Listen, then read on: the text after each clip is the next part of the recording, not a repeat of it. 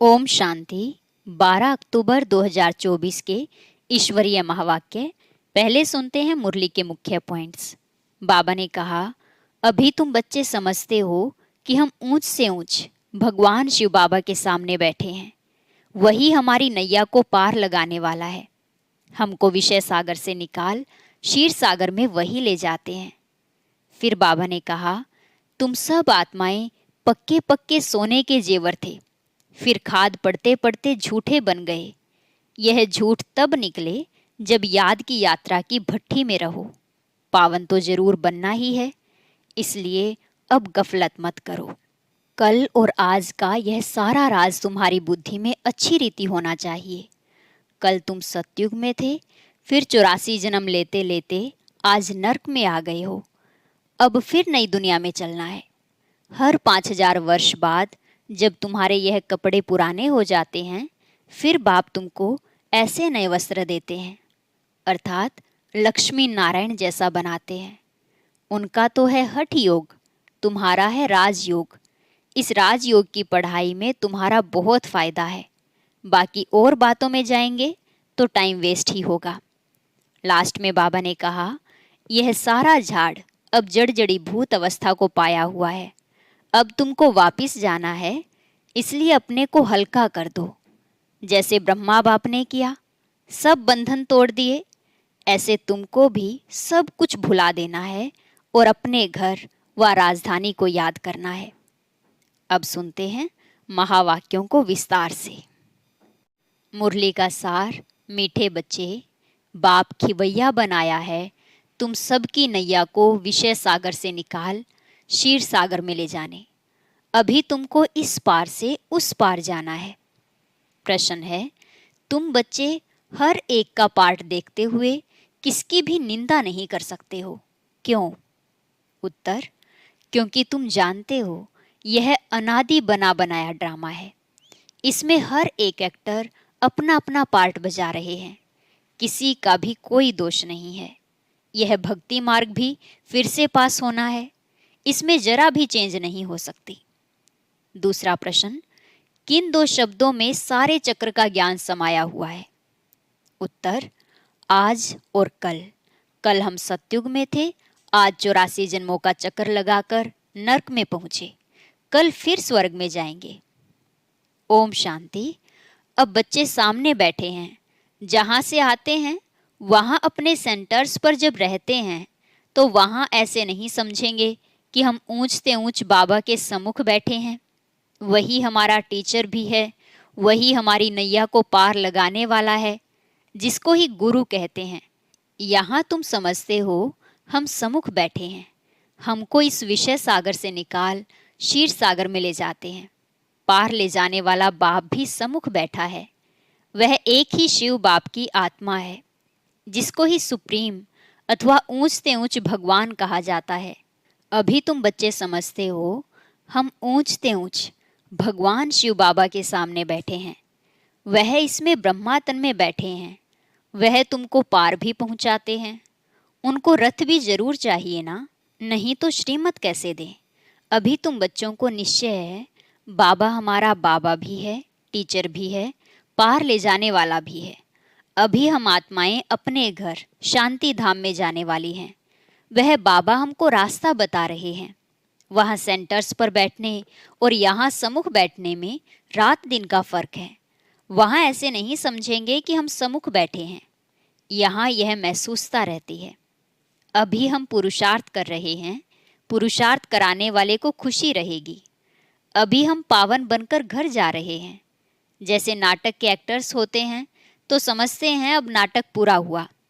अभी बाप आए हैं हम आत्माओं को ले जाने, यह भी समझाते हैं तुम घर कैसे जा सकते हो। वह बाप भी है, नैया को पार करने वाला खिवैया भी है। वह लोग भल गाते हैं परंतु समझते कुछ भी नहीं कि नैया किसको कहा जाता है। क्या वह शरीर को ले जाएगा? अभी तुम बच्चे जानते हो हमारी आत्मा को पार ले जाते हैं। अभी आत्मा इस शरीर के साथ वैशाल्य में विषय वैतरणी नदी में पड़ी है। हम असल रहवासी शांति धाम के थे। हमको पार ले जाने वाला अर्थात घर ले जाने वाला बाप मिला है। तुम्हारी राजधानी थी जो माया रावण ने सारी छीन ली है, वह राजधानी फिर जरूर लेनी है।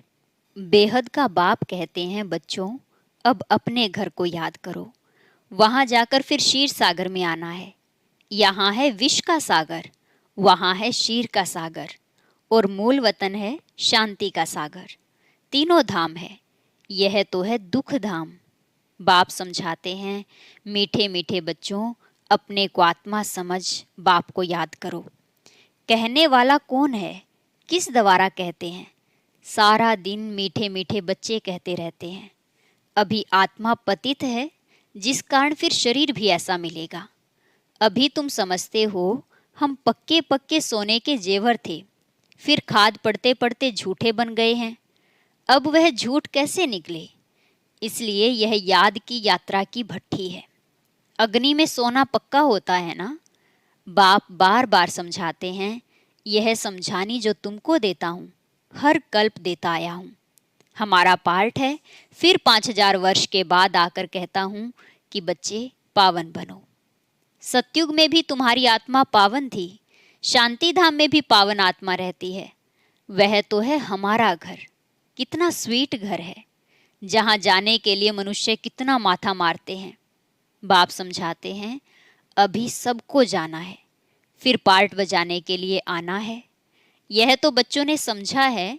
बच्चे जब दुखी होते हैं तो कहते हैं, हे भगवान हमें अपने पास बुलाओ, हमको यहाँ दुख में क्यों छोड़ा है।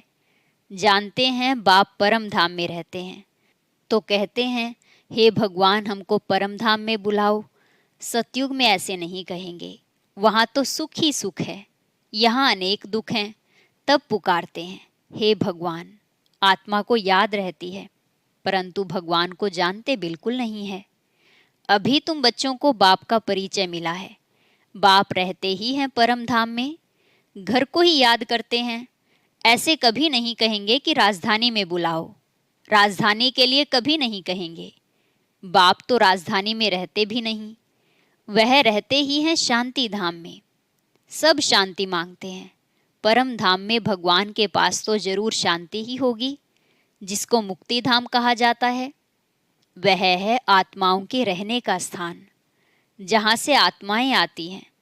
सतयुग को घर नहीं कहेंगे, वह है राजधानी। अभी तुम कहाँ से कहाँ आए हो, यहाँ आकर सम्मुख बैठे हो। बाप बच्चे बच्चे कह बात करते हैं।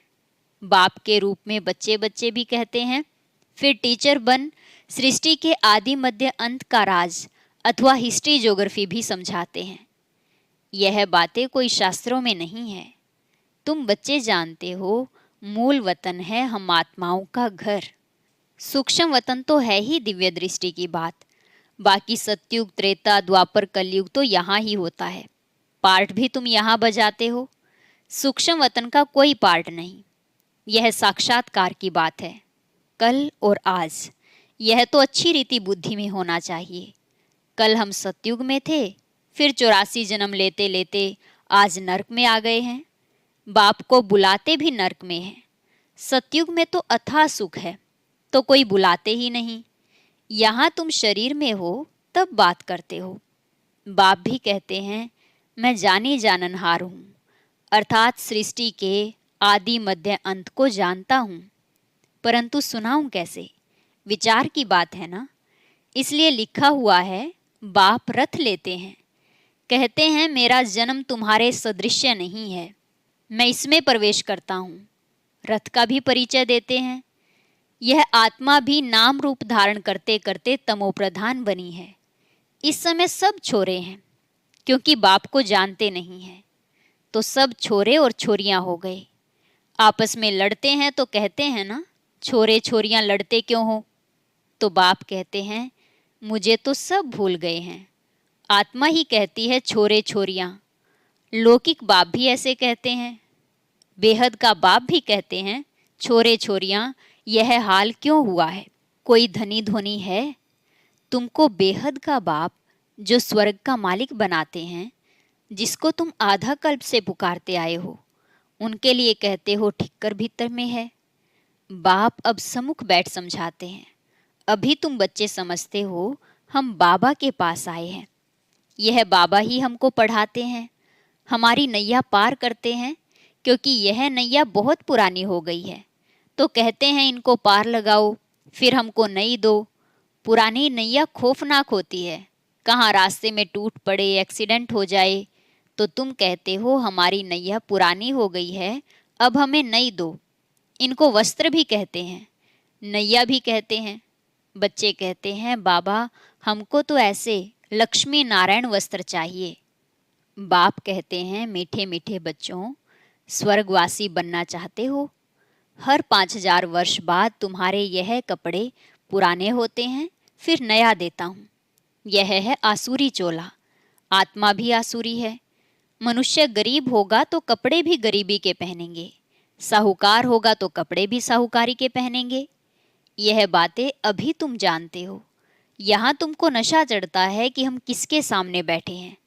सेंटर्स पर बैठते हो तो वहाँ तुमको यह भासना नहीं आएगी। यहाँ सम्मुख होने से खुशी होती है, क्योंकि बाप डायरेक्ट बैठ समझाते हैं। वहाँ कोई समझाएगा तो बुद्धि योग कहाँ कहाँ भागता रहेगा। कहते हैं ना, गोरख धंधे में फंसे रहते हैं, फुर्सत कहाँ मिलती है। मैं तुमको समझा रहा हूँ, तुम भी समझते हो। बाबा इस मुख द्वारा हमको समझाते हैं। इस मुख की भी कितनी महिमा है। गौ मुख से अमृत पीने के लिए कहाँ कहाँ जाकर धक्के खाते हैं, कितनी मेहनत से जाते हैं। मनुष्य समझते ही नहीं कि यह गौमुख क्या है।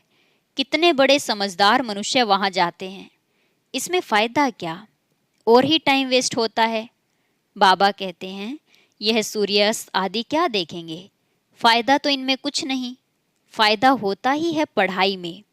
गीता में पढ़ाई है ना, गीता में कोई भी हठयोग आदि की बात नहीं, उसमें तो राजयोग है। तुम आते भी हो राजाई लेने के लिए। तुम जानते हो इस आसुरी दुनिया में तो कितने लड़ाई झगड़े आदि हैं। बाबा तो हमको योग बल से पावन बनाए विश्व का मालिक बना देते हैं। देवियों को हथियार दे दिए हैं, परंतु वास्तव में इसमें हथियारों आदि की कोई बात है नहीं।